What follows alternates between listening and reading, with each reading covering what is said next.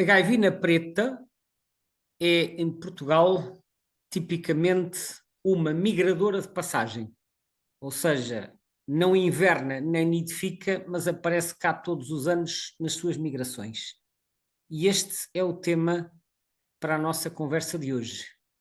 Bem-vindos, bem-vindos estou pronto para enfrentar as tuas questões. Ui, parece que é uma coisa mesmo muito complicada. Tenho sempre que estudar, nunca sei o que é que me vais perguntar. Que isto fique claro para os nossos ouvintes que nós não temos perguntas combinadas. A única coisa que temos combinado é a espécie. É espécie, mais nada. De resto, cada um de nós vai estudar e depois é o que for. É isso mesmo. Esta é a tua espécie número 166, não é verdade? Correto. Foi vista no Algarve. Aliás, eu acho que no final da última conversa tinha dito que a seguir íamos ao Algarve. Eu voltei pela quarta vez, em pouco mais de 6 meses, pela quarta vez voltei à Ria de Alvor, que se tornou rapidamente um dos meus lugares de eleição. Não só porque se fazia excelentes observações, mas porque tinha lá uma ótima biblioteca e porque o diretor, que era o Peter Harris, foi uma das pessoas com quem eu rapidamente percebi que tinha muito para aprender.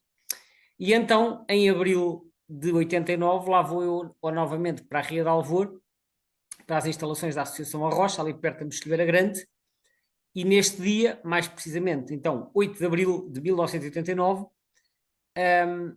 andava lá na Ria, uma ou várias, já não me recordo e não encontrei o apontamento que tinha desse dia, mas foi a primeira ocasião em que eu vi a gaivina preta. A gaivina preta, como eu disse no início, é uma migradora de passagem e que aparece no nosso país tipicamente em abril e maio e depois no final do verão, assim, agosto, setembro, outubro. Portanto, abril é uma altura típica para encontrar esta espécie no nosso país na sua migração de primavera. E é uma ave que, pelos vistos, não é assim propriamente muito frequente, mas quando se observa é fácil de observar porque ela parece mesmo uma andorinha do mar farrusca. Na plumagem, na migração primaveril, sim, porque ela aparece a caminho das zonas de reprodução e já está com a plumagem nupcial, ou seja, aparece com a cabeça e o corpo negros e as asas cinzentas, portanto, muito escura. No outono, o outono aqui, quando falamos de outono em termos de migração, muitas vezes apanha já a segunda metade do verão. Portanto, o outono, neste contexto, é de agosto a outubro. E na migração outonal elas já mudaram, normalmente, já aparecem com a plumagem invernal ou com a plumagem de juvenil, que já são assim mais brancas por baixo, um pouco mais escuras por cima das asas, mas não pretas, são assim acinzentadas, e depois a forma de a distinguir das outras aves do mesmo género é pela manchinha preta que tem na lateral do peito, de ambos os lados. Portanto, tem uma manchinha preta que normalmente se vê bem, mais ou menos no ponto de encontro entre as asas e o corpo. Tem ali uma manchinha preta, é um bocado abaixo do pescoço. Mas não Portanto, é assim evidente como é, por exemplo, nos abibos, né? Que tem, ou não, nos abibos, não, nas trambolas cinzentas, né? Que tem aquela axila não, preta. na trambola cinzenta é o sovaco todo, digamos assim. Aqui é só uma manchinha na lateral do peito, na parte, junto à dobra da asa. Quer dizer, não é tão evidente como nas trambolas, mas por outro lado até se vê às vezes com a ave pousada e em fotografias em voo normalmente é fácil de ver, não sendo uma mancha muito grande, mas é uma mancha que contrasta com o resto da plumagem.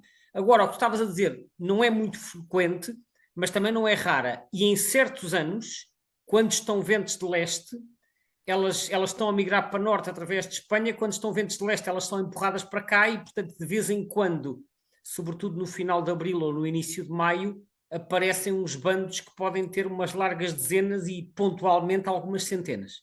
Portanto, de vez em quando, em certos anos, final de abril, início de maio, aparecem aí montes de gaivinas pretas em plumagem nupcial. Noutros anos não aparece nenhuma. Portanto, há uma grande variabilidade. Está relacionada em parte com as condições meteorológicas.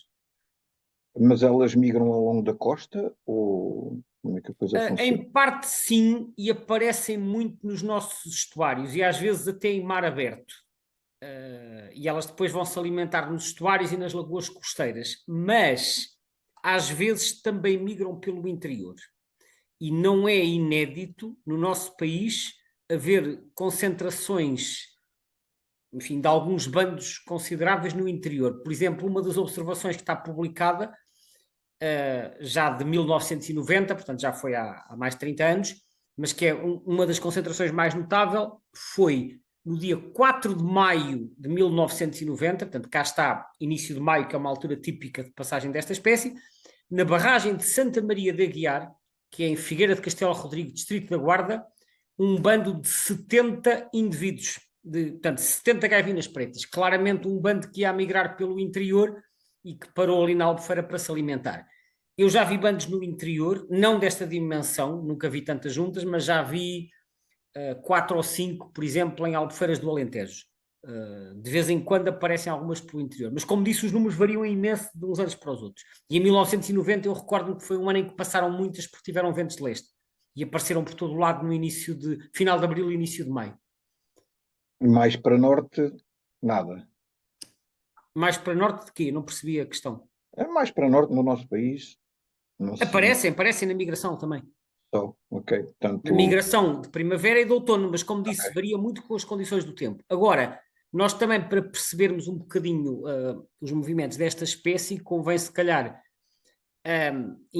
mencionar aqui quais são as zonas onde elas se reproduzem e onde é que elas invernam. Porque, como eu disse no início... Essa questão da reprodução foi uma das coisas que me surpreendeu, porque eu não sabia que ela, digamos, pontualmente já teria nidificado aqui em Portugal.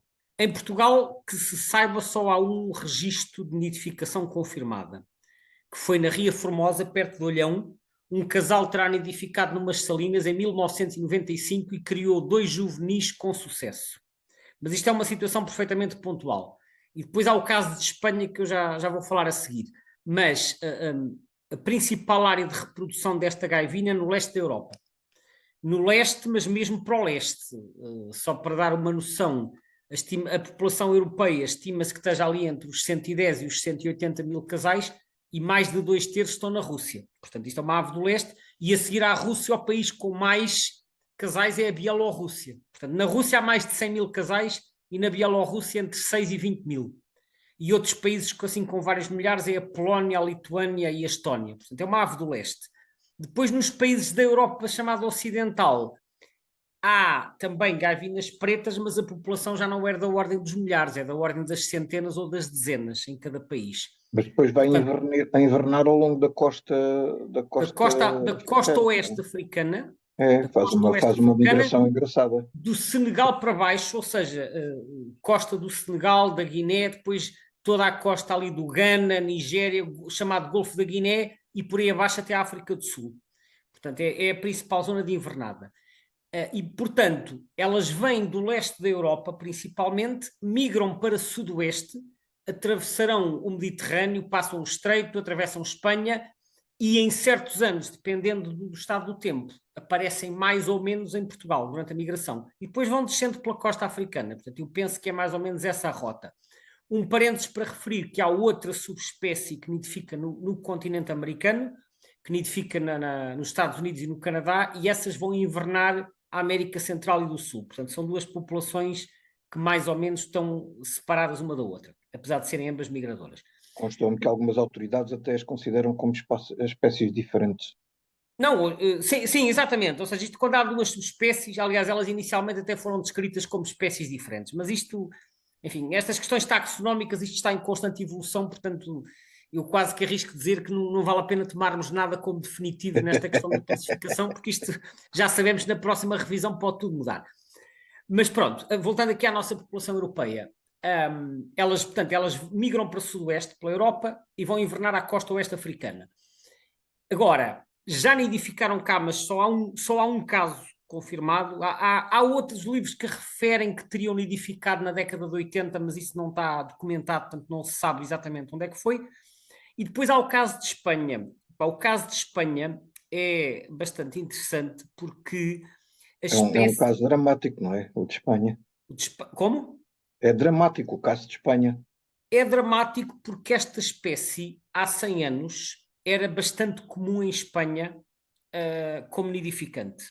e bastante comum. Estamos a falar, estima-se que só nas marismas do Guadalquivir, portanto ali em Doñana, que fica entre o Elva e Sevilha, que haveria uma população entre 5.000 e 8.000 casais, que é bastante, é bastante. Isto são estimativas com base no que diz a bibliografia antiga. E elas também nidificavam noutros locais do território, no centro e no leste.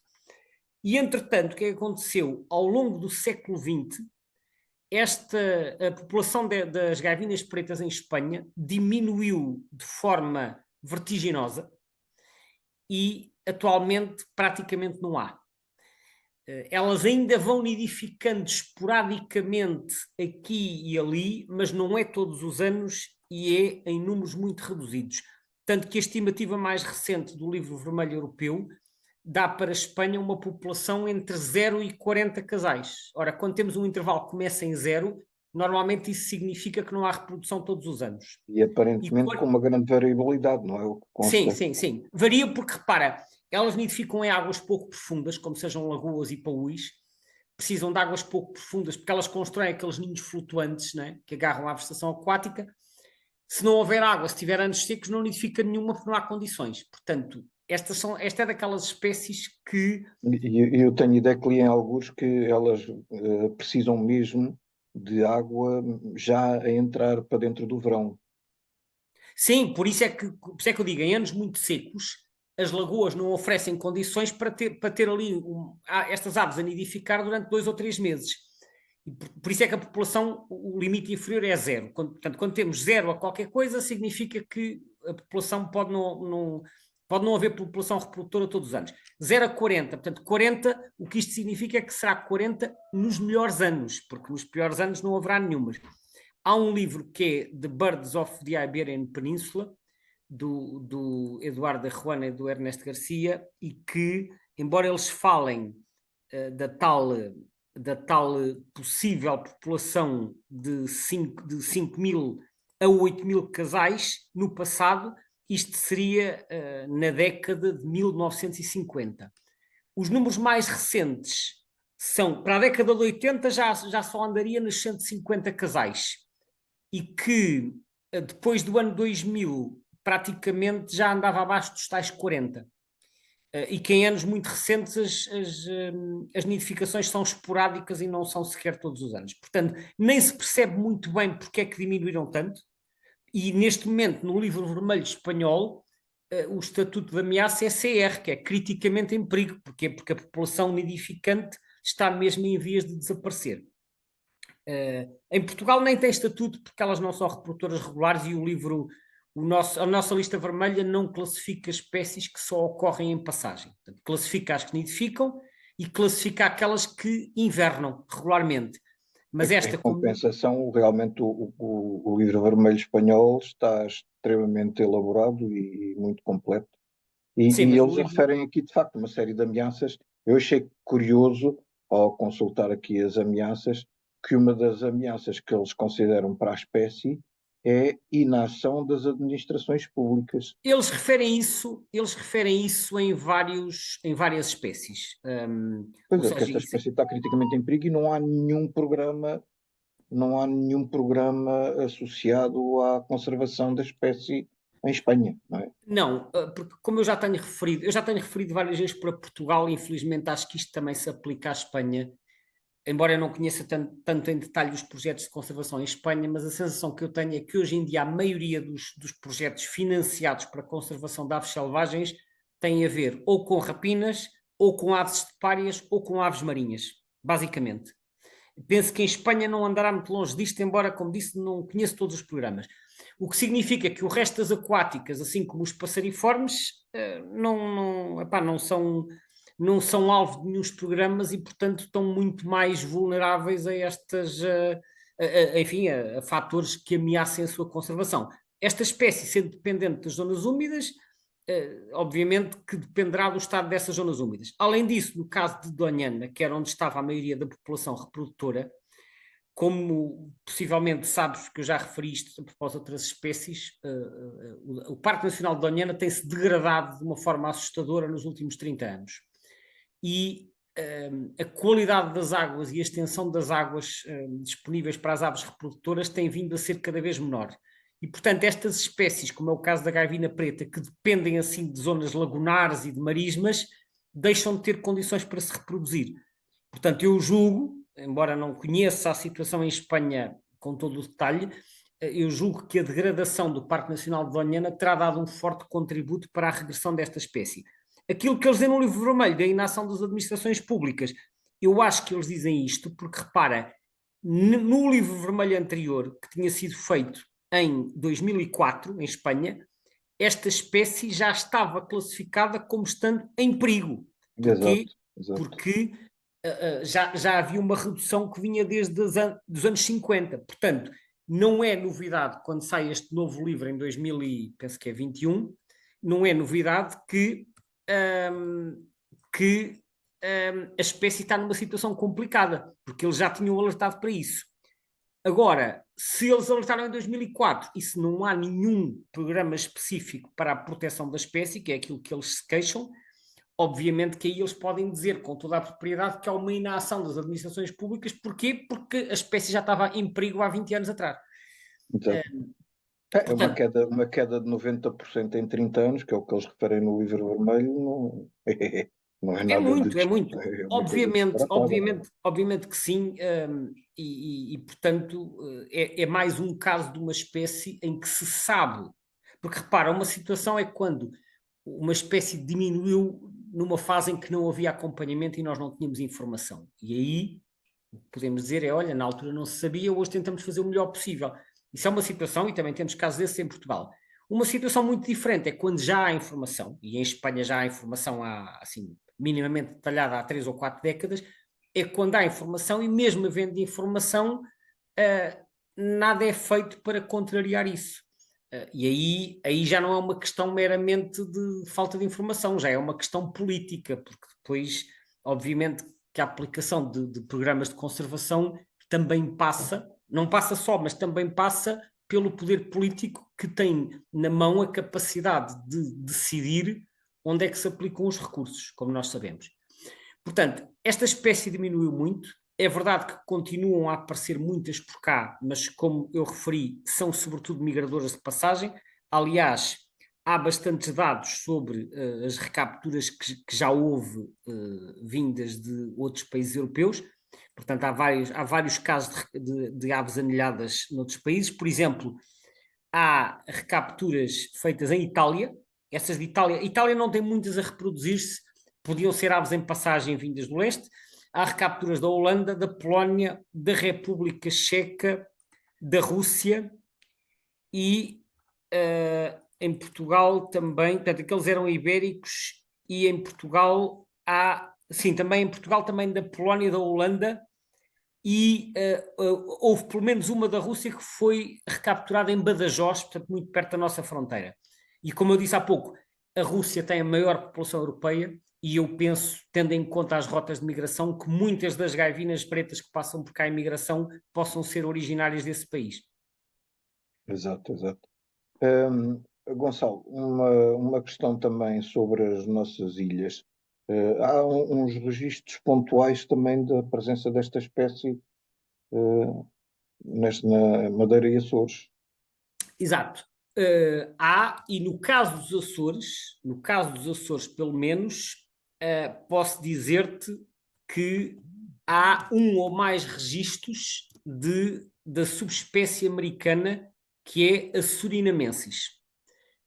Não tenho agora presentes os detalhes de como é que foi feita a identificação, mas nos Açores, porque a surinamensis é a tal que nidifica nos Estados Unidos e no Canadá e vai invernar a América do Sul, e como nós sabemos, nos Açores aparecem regularmente, sobretudo no outono, aves de origem neártica.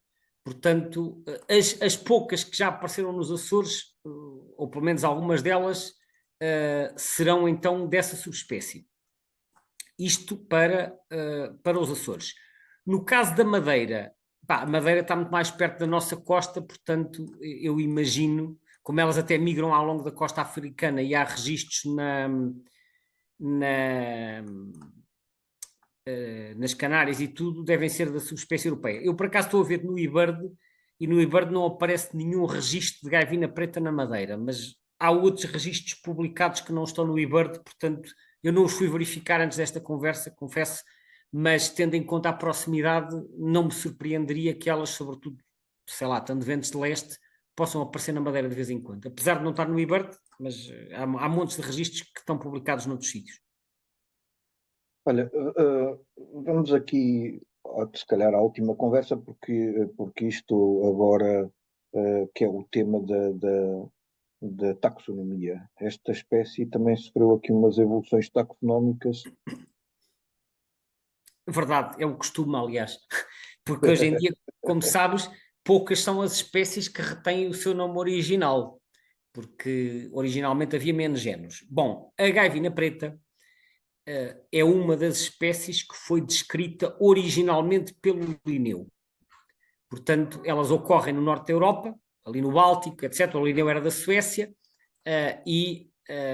portanto, a espécie está naquele conjunto de espécies que foi descrita por ele no seu sistema Natura, e a localidade tipo foi inclusivamente na Suécia, portanto elas também ou nidificavam ou passavam por lá. Quando ele descreveu esta espécie, chamou-lhe Sterna nigra, portanto ele colocou esta espécie no género Sterna, que é onde está a generalidade das chamadas andorinhas do mar. Entretanto, ela passou para o género Clidóneas, que foi proposto por um ornitólogo francês chamado Constantin Rafinesque, em 1822. Mas a situação é um bocadinho confusa. Porquê? Porque, como eu disse, existem duas subespécies, que é a Clidóneas niger-niger, que é a europeia e asiática, e depois a americana, que é a Clidóneas niger surinamensis, só que a surinamensis foi descrita pelo Gmelin em 1789. O Gmelin, que também foi um ornitólogo, era o Johann Friedrich Gmelin, que era um naturalista alemão, e ele deu um bocadinho de continuidade ao trabalho do Linneu. Aliás, é dele a chamada 13ª edição do Sistema Natura, que foi a última, porque o Linneu morreu e ele ainda deu continuidade a isso. E o Gmelin então descreve a americana como sendo Sterna surinamensis, portanto ela, como tu referiste há pouco, há quem considere espécies distintas, ela foi descrita como espécie distinta. Depois, mais tarde, é que foi junta. Isto em 1789. Entretanto, o que é que acontece?